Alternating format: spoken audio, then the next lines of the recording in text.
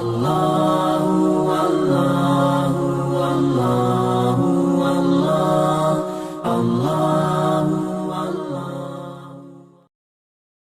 بسم الله الرحمن الرحیم. الحمد للہ وکفی وسلام علی عبادہ الذین اصطفی. اما بعد. معزز و مکرم و محترم ناظرین اکرام، السلام علیکم ورحمۃ اللہ وبرکاتہ. اللہ تعالیٰ نے اس امت پر کلام پاک کو اتارا ہے اور ہم وہ خوش نصیب امت ہے جو اللہ تعالیٰ کے بابرکت کلام کی تلاوت کرتے ہیں. اور یہ ایسی کتاب ہے جس کے اندر وہ آیات و معنی لکھے ہوئے ہیں جو بذات خود اللہ تعالیٰ کا کلام ہے. عزیز دوستو، قرآن کریم کے بھی کچھ حقوق ہے. گزشتہ ویڈیو کے اندر پہلے حق کے متعلق کچھ باتیں آپ کے سامنے آ گئی تھی. آج قرآن کریم کے دوسرے حق کو لے کر آپ کے سامنے حاضر ہوا ہوں. امید ہے کہ آپ خود بھی سماعت فرمائیں گے اور دوسروں تک اس ویڈیو کو شیئر کریں گے. معزز ناظرین، اس مقدس کتاب پر ایمان لانے کے بعد اس کا حق یہ ہے کہ اس کتاب کو پڑھا جائے. یاد رکھنا، دنیا میں کوئی کتاب تلاوت نہیں، صرف قرآن کریم کتاب تلاوت ہے. تورات، انجیل، زبور، ان میں سے کسی کتاب کی باقاعدہ تلاوت نہیں ہوتی تھی. ان کتابوں کی حیثیت ایسی تھی جیسی وکلا کی الماری میں لا قانون کی کتابیں رکھی ہوتی ہے. جب ضرورت پڑتی ہے کتاب نکالی، مسئلہ دیکھا، پھر کتابیں وہیں رکھ دی. کسی کتاب کو ثواب کی نیت سے تلاوت نہیں کیا جاتا. یہی کتاب ہے قرآن کریم، جس کی تلاوت ہے، جس کی تلاوت پر اللہ تعالیٰ کی طرف سے بڑے اجر و ثواب کے وعدے ہیں. حضرت علی رضی اللہ تعالیٰ عنہ کی ایک روایت میں ہے، جو شخص کھڑے ہو کر نماز میں قرآن کا ایک حرف پڑھے، ہر حرف کے بدلے، ہر لیٹر کے بدلے 100 نیکیاں ملتی ہے. اور اگر بیٹھ کر نماز میں قرآن پڑھے تو ہر حرف کے بدلے 50 نیکیاں ملتی ہے. اور اگر باوضو ہو کر قرآن کو چھو کر قرآن پڑھے تو 25 نیکیاں ملتی ہے. اور اگر بغیر ہاتھ لگائے کے چلتے پھرتے قرآن کو پڑھے تو ہر حرف کے بدلے 10 نیکیاں کہیں نہیں گئے. اور کوئی شخص قرآن پڑھنے والے کی طرف کان لگا کر قرآن کو سنے تو 1 نیکی اس کو ملتی ہے. یہ ایسی بابرکت والی کتاب ہے جس کو دیکھنے پہ ثواب ہے، جس کو چھونے پہ ثواب ہے. اس مقدس کتاب کی تلاوت خود اللہ تعالیٰ نے کی ہے، کیونکہ یہ کتاب اللہ کا کلام ہے، اللہ کی زبان، مقدس زبان سے نکلا ہوا کلام ہے. اور ایک روایت میں ہے، زمین و آسمان کے بنانے سے کئی سال قبل جب اللہ تعالیٰ نے قرآن کریم کی چند سورتوں کی تلاوت کی تو حاملین عرش فرشتے پکار اٹھے، جھوم اٹھے کہ وہ کتنی خوش نصیب امت ہے جس کے حصے میں یہ کتاب ہے. کتنی خوش نصیب وہ زبانیں ہیں جو اس کتاب کو پڑھے گی. کتنے خوش نصیب وہ سینے ہیں جن میں یہ کتاب محفوظ ہوگی. کتنے خوش نصیب وہ کانیں ہیں جو اس کے کلام کو سنے گی. کوئی بندہ، اللہ کا بندہ جب قرآن پڑھتا ہے تو اللہ تعالیٰ اس کو سن کر بہت خوش ہوتے ہیں، بہت خوش ہوتے ہیں. اللہ کے نبی صلی اللہ علیہ وسلم کی عادت شریفہ تھی کہ نفل رکعت میں، ہر رکعت میں 6.5 پارے تلاوت کرتے تھے. بعض مرتبہ اللہ کے محبوب صلی اللہ علیہ وسلم کے پیروں میں پیر سن ہو جاتے تھے. حضرت جبرائیل علیہ السلام رمضان مبارک میں تشریف لاتے اور اللہ کے محبوب صلی اللہ علیہ وسلم کے ساتھ قرآن شریف کا دور فرماتے، جیسے حفاظ ایک دوسرے کو سناتے ہیں. ابو بکر صدیق رضی اللہ تعالیٰ عنہ جب کلمہ پڑھنے کے بعد اللہ کے محبوب صلی اللہ علیہ وسلم سے پوچھا کہ اللہ کے محبوب میرا کیا کام ہے؟ اللہ کے محبوب صلی اللہ علیہ وسلم نے فرمایا کہ جو میرا کام ہے وہ تیرا کام ہے. میرا کام دعوت و تبلیغ ہے، تیرا کام دعوت و تبلیغ ہے. میرا کام قرآن پڑھنا اور پڑھانا ہے، تیرا کام قرآن پڑھنا اور پڑھانا ہے. ابو بکر صدیق رضی اللہ تعالیٰ عنہ دکان پر جا کر جو قرآن اتر چکا تھا اس کی تلاوت شروع کر دی اور سارا دن قرآن پڑھتے رہے اور دعوت دیتے رہے.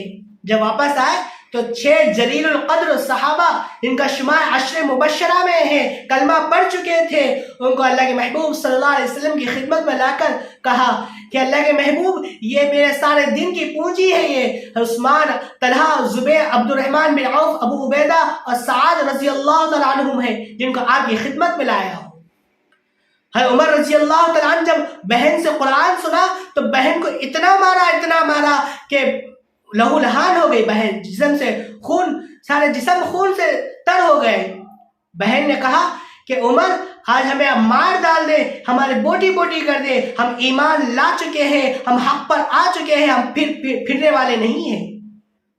عمر رضی اللہ تعالیٰ متاثر ہوئے، قرآن سنا تو دل پر اثر ہوا. اپنے گلے میں کپڑا ڈال کر خود ملزم ہو کر اللہ کے محبوب صلی اللہ علیہ وسلم کی خدمت میں حاضر ہوئی. اللہ کے محبوب صلی اللہ علیہ وسلم نے فرمایا عمر کیسے آئے ہو؟ عمر رضی اللہ تعالیٰ عنہ کے جسم پر کبھی لرزہ طاری تھا. عمر بولے قرآن کی تاثیر تھی، اللہ کے نبی کی دعا تھی، اللہ کے رب کی تقدیر کا فیصلہ تھا کہ عمر کلمہ پڑھ کر مسلمان ہو گئے. عمر رضی اللہ تعالیٰ عنہ ہمیشہ عہدے کے لیے نماز اور قرآن کے پابند کو ترجیح دیتے تھے. عمر کا انجام شہادت بھی اللہ کے محبوب صلی اللہ علیہ وسلم کے مصلی پر مسجد نبوی میں نماز فجر میں قرآن کی تلاوت کرتے ہوئے شہید ہوئے. عثمان رضی اللہ تعالیٰ عنہ کی پوری زندگی قرآن سے وابستہ ہے. جب عثمان نے کلمہ پڑھا تو سامع قرآن بن کر، عثمان نے زندگی گزاری تو قاری قرآن بن کر، عثمان نے دور حکومت گزارا تو جامع اور ناشر قرآن بن کر، عثمان نے جب دنیا سے رخصت ہوئے تو شہید قرآن بن کر رضی اللہ تعالیٰ عنہ. علی رضی اللہ تعالیٰ عنہ وہ ان لوگوں میں سے ہے جن کو خدمت قرآن کی زیادہ سعادت نصیب ہوئی. ابو بکر صدیق رضی اللہ تعالیٰ عنہ کے دور میں جب قرآن کو جمع تدوین کا کام شروع کیا تو اس کمیٹی کے بہت اہم رکن تھے حضرت علی رضی اللہ تعالیٰ عنہ.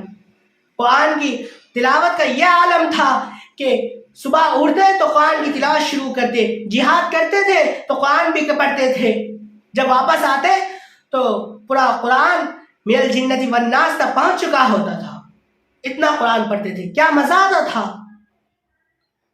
حضرت حسن رضی اللہ تعالیٰ عنہ اللہ کے محبوب صلی اللہ علیہ وسلم کے شہزادے نواسے تخت خلافت پر بیٹھ کر قرآن پڑھا ہے. حضرت حسین رضی اللہ تعالیٰ عنہ، کسی نے کہا کہ میدان کربلا کے میدان میں کہ حسین آپ آج بھی قرآن پڑھ رہے ہیں؟ حضرت حسین رضی اللہ تعالیٰ عنہ نے فرمایا کہ کیوں نہ پڑھوں، میرے نانا محمد مصطفیٰ صلی اللہ علیہ وسلم نے طائف کے پتھروں میں قرآن پڑھا، میرے نانی حضرت خدیجہ رضی اللہ تعالیٰ نے محمد صلی اللہ علیہ وسلم کی مرہم پٹی کرتے ہوئے قرآن پڑھا، میرے ابا حضرت علی رضی اللہ تعالیٰ عنہ جہاد کرتے ہوئے قرآن پڑھا، میری امی حضرت فاطمہ الزہرا رضی اللہ تعالیٰ عنہ چکی پیس کر قرآن پڑھا، میرا بھائی حضرت حسن رضی اللہ تعالیٰ عنہ تخت خلافت پر بیٹھ کر قرآن پڑھا. تو مجھ حسین کو کیا ہو گیا کہ میں قرآن کیوں نہ پڑھوں؟ مزہ تو تب ہے کہ میدان کربلا میں تیروں کے سائے میں خون میں غلطہ ہو کر قرآن پڑھ کر نانا مصطفیٰ محمد صلی اللہ علیہ وسلم کی طائف کی سنت کو زندہ کرو. تلاوت میں کس کس کا ذکر کیا جائے؟ صحابہ اکرام رضوان اللہ تعالی اجمعین کی پوری زندگی اللہ کا قرآن تھا. ہمارے اکابر نے بھی تلاوت قرآن کی بہت پابند تھے. سیدنا امام اعظم نعمان بن ثابت ابو حنیفہ رحمۃ اللہ علیہ روزانہ رات میں ایک قرآن ختم کرتے تھے. امام شافعی رحمۃ اللہ علیہ کی بچی جتنی دیر میں کھانا تیار کرتی تھی اتنی دیر میں 15 پارے پڑھ لیتی تھی. خود امام شافعی رحمۃ اللہ علیہ روزانہ رات میں ایک قرآن ختم کرتے تھے. امام احمد بن حنبل روزانہ 300 رکعت نفل نماز پڑھتے تھے. امام یوسف رحمۃ اللہ علیہ روزانہ 100 رکعت نفل نماز پڑھتے تھے. امام بخاری رحمۃ اللہ علیہ روزانہ ایک قرآن ختم کرتے تھے اور رمضان مبارک میں روزانہ 2 قرآن ختم کیا کرتے تھے. شاہ محمد اسماعیل شہید رحمۃ اللہ علیہ عصر سے لے کے مغرب تک روزانہ ایک قرآن ختم کرتے تھے. مولانا حسین احمد مدنی رحمۃ اللہ علیہ جیل کی کوٹری میں بیٹھ کے پورا قرآن زبان یاد کیا. مولانا طارق احمد شہید رحمۃ اللہ علیہ انہوں نے ایک دن میں جیل کے اندر ایک دن میں پورا ایک قرآن 10 پارے تلاوت کرتے تھے. یہ ہمارے اکابر تھے. ہمارے اکابر نے قربانیاں دے کر قرآن پڑھنے کے لیے تھوڑا وقت نکالا ہے انہوں نے، اور ان کے وقت میں اللہ تعالیٰ اتنی برکت رکھی تھی کہ تھوڑے سے وقت میں پورا قرآن پڑھ لیا کرتے تھے. آج ہمارے پاس اتنا بہت سارا وقت پڑا ہوا ہے، لیکن افسوس یہ ہے کہ ہمیں قرآن پڑھنے کی اتنی بھی فرصت نہیں ہے. قرآن کھول کر اس کو چھی کر قرآن دیکھ کر قرآن کو سینے سے لگانے کی بھی فرصت نہیں ہے. قرآن پڑھنے کی بہت دور کی بات ہے. ہمیں قرآن پڑھنے کا جو جذبہ جو لذت ہے وہ ہمیں محسوس ہی نہیں ہوتی. ہمیں شوق پیدا ہی نہیں ہوتا کہ قرآن ہم پڑھیں. یاد رکھنا قرآن پاک پڑھنے کا بہت بڑا ثواب ہے. اللہ تعالیٰ سے دعا ہے کہ اللہ تعالیٰ ہمیں قرآن پڑھنے کی توفیق نصیب فرمائے. روزانہ تھوڑا سا وقت نکال کر قرآن پڑھنے کی توفیق نصیب فرمائے. اور ہمیں دلوں میں قرآن کی محبت اور قرآن کا شوق پڑھنے کا شوق پیدا فرمائے اور اس پر عمل کی توفیق نصیب فرمائے. آمین. وآخر دعوانا الحمدللہ رب العالمین. اللہ